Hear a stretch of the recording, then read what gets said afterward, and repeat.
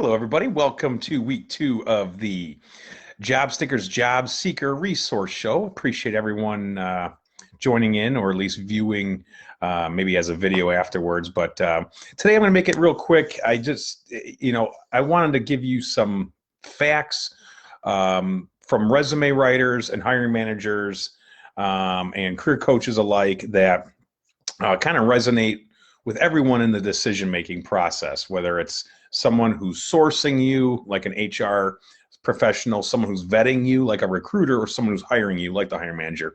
Within all of these stages, or even before that, a career coach, a resume writer, someone like myself that can help you get to that first stage of sourcing.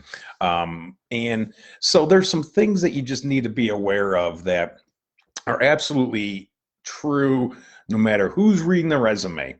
First is resume writing is more than just creating a document.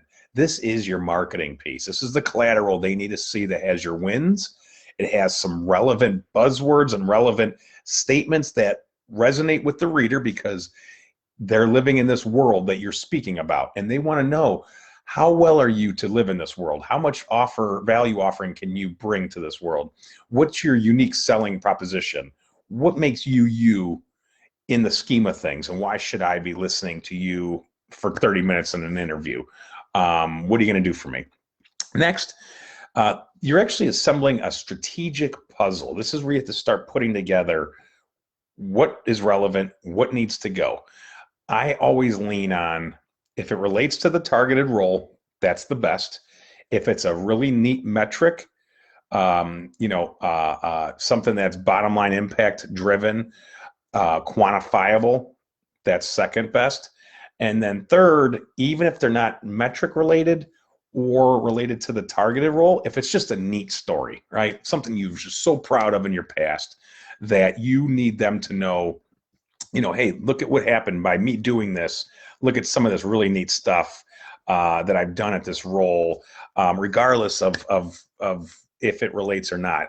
A lot of that stuff can be story driven in a sense, where it kind of just rings true, and it kind of hits a special spot for the reader that they say, okay, I like this person. Look at these really super nice accomplishments, relatable achievements, and all in all, just really good stories.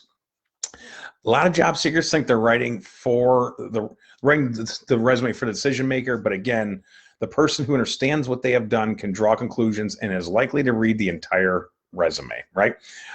So everyone know this. Your resume has to get through all of those 3 different types of audience members. Again, HR staff who are usually not familiar with your position and have hundreds of resumes to get through to match with openings.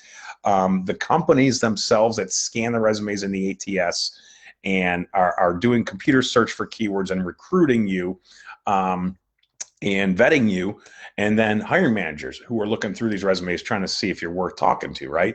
So the facts are there that you are going to have some issues, and there are going to be some picky things sometimes, but know that they exist. So one, your visual presentation, does it grab the attention and shake the reader?